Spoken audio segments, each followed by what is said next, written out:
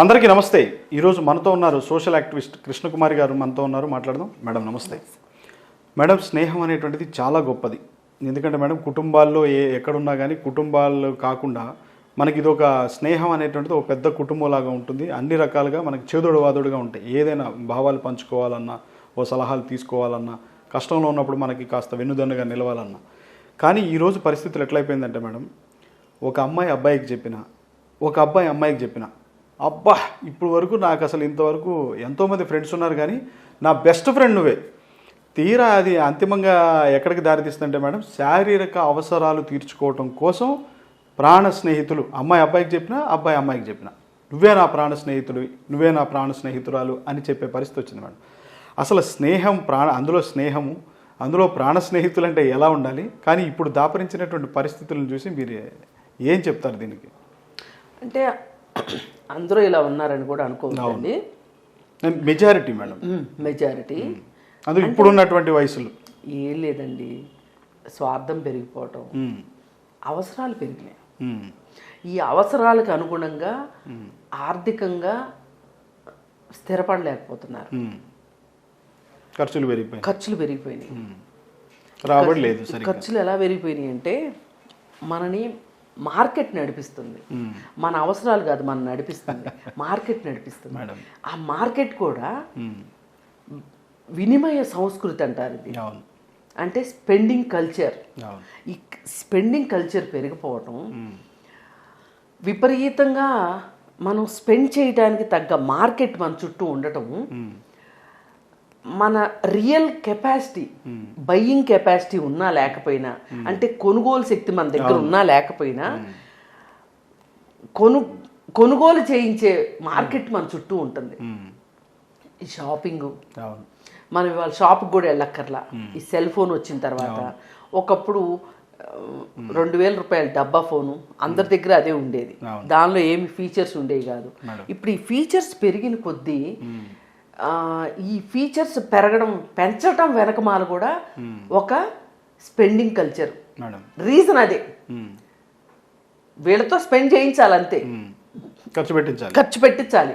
ఈ ఖర్చు పెట్టించడానికి మాత్రమే టెక్నాలజీ వచ్చేసిన తర్వాత ఇంకా దీన్ని ఆపటం ఎవ్వరి వల్ల కాదండి. ఈ స్పెండింగ్ ఆపటం ఎవ్వరి వల్ల కాదు. అది ఒక వ్యసనం అయిపోయింది. అది అవసరమా? ఇప్పుడు మనకి మనుషులకి అవసరాలు, సౌకర్యాలు, విలాసాలు, ఇలా అవసరాలు ఉంటాయి. పిరమిడ్ ఇలా ఉంటుంది. మనకి బేసిక్ నీడ్స్, అవసరాలు.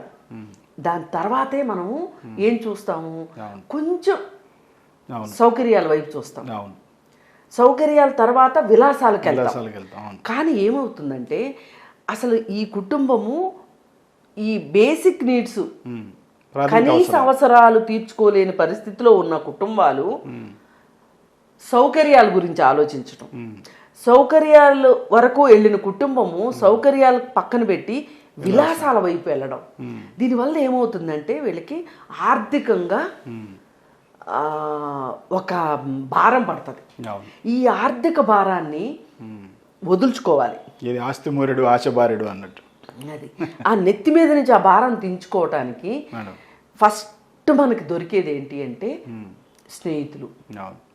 పెద్ద కష్టం లేకుండా మనల్ని నమ్మి మన కోసం చేసే స్నేహితులు మన పక్కన ఉన్నారు అంటే మనకి 50% కాదు 70% ఈ ఆర్థిక భారం తొలగిపోయినట్టే.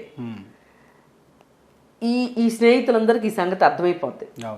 అర్థమైపోయిన తర్వాత ఈ స్నేహితులు సహాయం చేయడానికి ముందుకు రాలేదనుకోండి, వాళ్ళు అంతంత మాత్రమే ఉన్నారనుకోండి, అప్పుడు ఏం చేస్తారంటే స్నేహం దాటి మోసానికి తెరదీస్తారు. ఈ మోసం చెయ్యాలా, స్నేహం చెయ్యాలా అనే దగ్గర ఆయన చుట్టూ దొరికే బకరాలను బట్టి ఉంటుంది. ఇప్పుడు ఆయన కావచ్చు, ఆవిడ కావచ్చు, వాళ్ళ చుట్టూ వీళ్ళ మాటలు నమ్మేసేసి నిజమని భ్రమించి వీళ్ళకి సాయం చేయడానికి ముందుకు వస్తారు. అందులో చిత్రం ఏంటంటే మేడం, పలానా నా ఫ్రెండ్స్ ఉన్నారు, నీవు పరిచయం చేసుకో, నీ ఫ్రెండ్స్ ఉన్నారు, నాకు పరిచయం చేయనే విచిత్రంగా. అసలు ఒకటండి, నువ్వు ఆ సంస్కృతికి అలవాటు పడిన తర్వాత, ఆ స్పెండింగ్ కల్చర్కి నువ్వు అలవాటు పడిన తర్వాత నువ్వు బానిసవంతే. ఈ బానిస ఆ, తన అవసరాలు తీర్చుకోవటం కోసం ఏవైనా చేయడానికి, ఇంట్లో తల్లిదండ్రులు మోసం చేయడానికి కావచ్చు, లేకపోతే స్నేహితులను మోసం చేయడానికి కావచ్చు, లేదంటే కుటుంబ సభ్యులు, మిగతా కుటుంబ సభ్యులు వీళ్ళు వెనకాడరు. ఒక్క సెకండ్ కూడా ఆలోచించారు. ఒక్క సెకండ్ కూడా ఆలోచించరు. అంటే అలాంటి ఒక విషవలయంలోకి వాళ్ళు వెళ్ళిపోతారు. వాళ్ళు వెళ్ళిపోవడం వల్ల ఇప్పుడు మనకి ఈ సెల్ ఫోన్లో యాప్స్ వచ్చాయి, అవును, ఇన్స్టంట్ మనీ యాప్స్. దాని ద్వారా ఎంతమంది నష్టపోతున్నారు, ఎంతమంది ప్రాణాలు తీసుకుంటున్నారు చూశారు కదా. ఇట్లా రకరకాలుగా ఇప్పుడు స్నేహితులు ఒక్కళ్ళే మోసపోవాల్సిన అవసరం లేకోకుండా స్నేహితులంతా అయిపోయిన తర్వాత ఏం చేస్తారు, ఇంకెట్లా ఈ డబ్బులు సంపాదించాలి అని చూస్తే ఇట్లాంటివన్నీ దొరుకుతున్నాయి.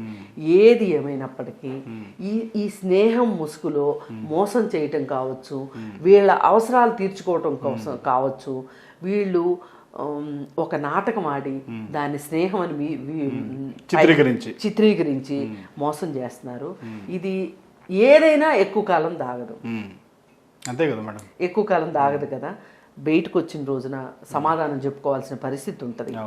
అందుకని సాధ్యమైనంత వరకు మనము మన దుప్పటి ఉన్నంత వరకే మనం రక్షణ, మన చాపను బట్టే మనం ఉండాలి. అంటే ఆ సామెత ఎందుకు చెప్పారు అంటే, నువ్వు నీకున్న దాంట్లోనే నువ్వు పొదుపుగా ఉండటం కోసం ఆ సామెత వచ్చింది మనకి. కానీ మరి మన చుట్టూ ప్రపంచం మురిపిస్తుంది, బులిపిస్తుంది, ఆకర్షిస్తుంది. ఇవన్నీ చేసిన తర్వాత మనకి మీరు అన్నట్టు బులిపాటాలు ఎక్కువైనాయి మేడం, ఎక్కువైనాయి. అది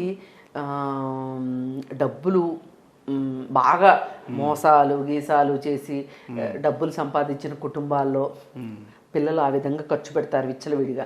వాళ్ళని చూసి వాళ్ళకంటే తక్కువ స్థాయి ఉన్నవాళ్ళు, వాళ్ళని చూసి వాళ్ళకంటే తక్కువ స్థాయి ఉన్నవాళ్ళు, ఇది పులిని చూసి నక్క వాతలు పెట్టుకున్నట్లుగా అయిపోయి ఇదంతా ఈ స్నేహం అనే దాన్ని ఈ విధంగా భ్రష్టు పట్టించేసేసి అసలు స్నేహం అంటే ఇదా అని ఆశ్చర్యపోయేలాగా కొంతమంది స్వార్థపరులు చేస్తున్నారు తప్పితే నిజంగా స్నేహానికి నిర్వచనం మట్టుకు ఇది కాదు.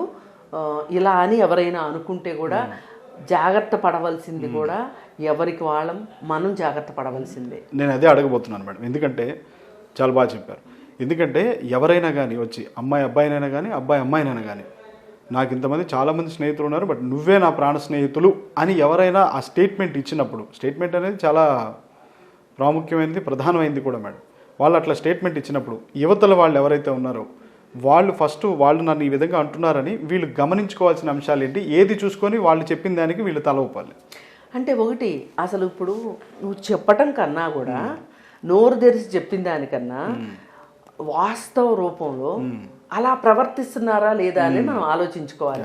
నిజంగా అలా ప్రవర్తించదలుచుకున్నవాడు ఇలా మాటలు నోటితో చెప్పడం. అంటే కొంతమంది నటనలు ఏంటంటే మేడం కళ్ళకు కట్టినట్లుంటే అసలు నాటకీయమని ఎవరికి అర్థం కాదు. ఇప్పుడు మనం జాగ్రత్త పడాలని చెప్పింది అదే. ఇప్పుడు వీళ్ళు పెదాల మీదే పప్పలు పండిస్తున్నారు అనుకోండి, మనం అది అర్థం చేసుకోకపోతే మనల్ని ఎవరు రక్షించాలి? అందుకని మనమే అప్రమత్తంగా ఉండాలి. అంటే నేను చెప్పొచ్చేది ఏంటంటే, ఇప్పుడు ఈ మధ్య కూడా చాలా మంది ఏమంటున్నారంటే, రోడ్డు పక్కన ఎవరైనా డబ్బులు అడుక్కుంటున్నారు, బెగ్గింగ్. మీరు డబ్బులు ఇవ్వకండి, తిండి పదార్థం ఇవ్వండి, కడుపు నిండా అన్న తింటారు, 2 అరటిపళ్ళు ఇవ్వండి. నువ్వు 2 రూపాయలు ఇస్తారు, ఇంకొకళ్ళు ఇంకో 2 రూపాయలు ఇస్తారు, ఇంకొకళ్ళు ఇంకో 2 రూపాయలు ఇస్తారు, లేదంటే 10 రూపాయలు ఇస్తారు. ఆ డబ్బుల్ని వాడు మందు తాగటానికి వాడతాడు తప్పితే వేరే దానికి వాడతాడని అంటే అందరూ అని కాదు. అందుకోసం ఏంటంటే మీరు అసలు ప్రోత్సహించకండి, డబ్బులు ఇచ్చి మట్టుకు భిక్షాటనని ప్రోత్సహించొద్దు. ఇప్పుడు దీన్నే గనక ఈ స్నేహం అనే దానిలో గనక తీసుకొస్తే, మీరు ఒక స్నేహితుడికి మీరు నిజంగా చేయగలిగిన సాయం ఏంటి అంటే, మీరు ఈరోజు చేపనిస్తారా, రేపు చేపనిస్తారా, ఎల్లుండి చేపనిస్తారా కాదు, చేపలు పట్టడం నేర్పండి. మీ అవసరం ఉండదు, ఆత్మస్థైర్యాన్ని అంతే. దీన్ని మనం ప్రభుత్వాల సంక్షేమ పథకాలకు కూడా వర్తింప చేయొచ్చు.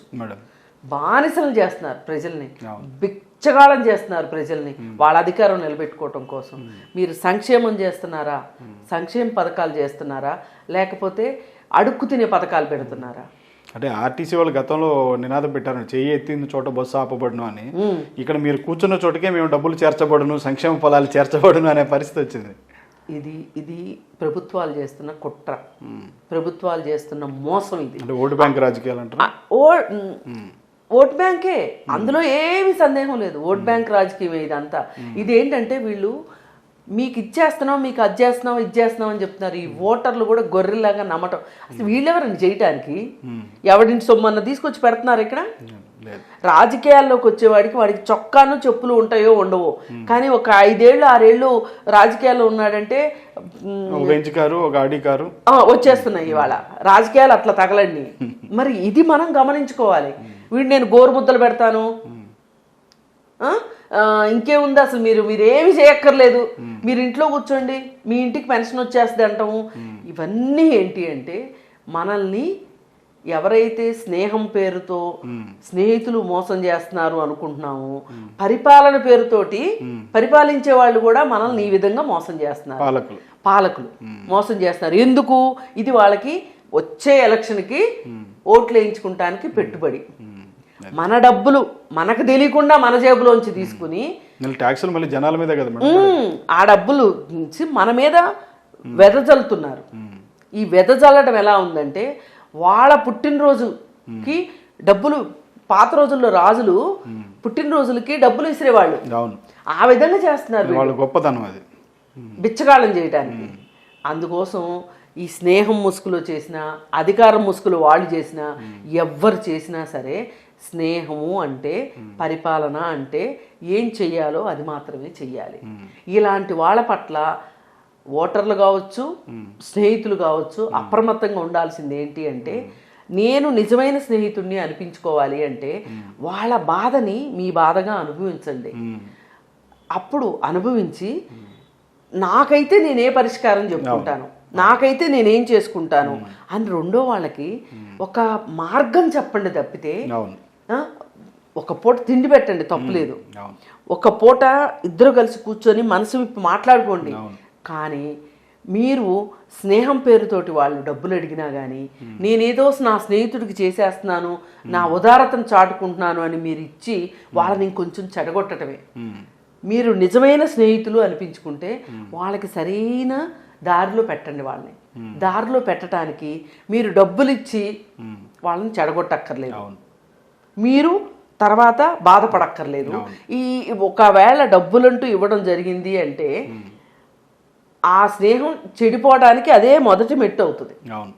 అందుకని ఈ విషయంలో ఏ ముసుగులో ఏం చేసినా కానీ అర్థం చేసుకునే పరిస్థితిలో మీరు కూడా ఉండాలి.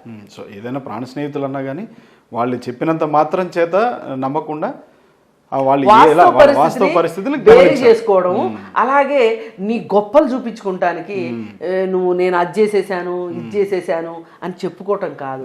నిజమైన స్నేహితుడు అంటే ప్రవర్తనలో తెలిసిపోతుంది అతని నిజమైన అవసరం ఏంటి, అతను ఏ విధమైన వాస్తవ పరిస్థితిలో ఉన్నాడు తెలుసుకుని అర్థం చేసుకుని అతనికి ఒక దారి చూపెట్టడమే నిజమైన స్నేహం. థ్యాంక్ యూ మేడం, చాలా చక్కగా వివరించారు. ధన్యవాదాలు.